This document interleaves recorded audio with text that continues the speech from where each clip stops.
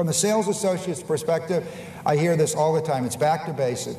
Back to basics, doing the things that we know we need to do to be successful in the business, sharing information with the customer, and being very, very proactive. It's not uncommon now that I hear with a sales associate, especially in a market that may have slowed significantly, when they take a listing to agree, here's the price, and 30 days from now, if we don't have an offer, we're going to lower the price to this, and putting that in the listing agreement.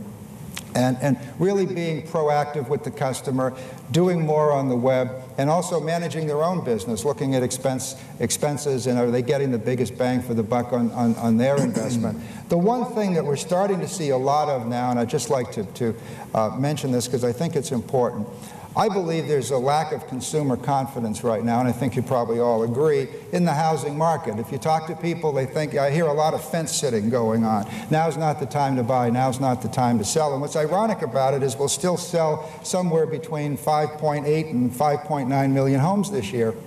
And we need to do, as an industry, a much better job promoting our successes, and what we have been encouraging brokers to do, and they're really starting to do it. And this applies not just to our brokers, but to the industry. So we need to start promoting our successes, and one of the things that we've been talking about, and people are now starting to do, is you may want to consider this when you get back home. Dedicate 20% of the property advertising that you're doing now to promoting sold listings. If it's in a newspaper, a buyer's guide, a real estate magazine, on your website, if you're an agent and you've got an ad with 5 properties, one of them should have a sold banner on it from a house that closed last month. People need to see that houses are selling.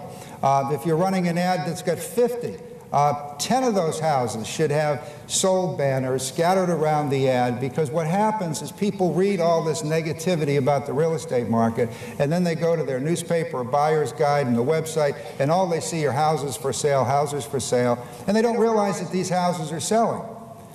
So you need to let people know that, so if they read this negative article, then they look in the classified section, they're going to see, well, maybe that's true nationally, but it's not true in my local market. So I think that's a way, as an industry, and the more of us that do that, the better. I think as an industry, that will really help us convince consumers that it's okay, now's a good time to get in the market, houses are selling, you won't be the only one in the market buying a house. From what I'm hearing from our brokers that have been doing that now, they're getting some very, very good results from that.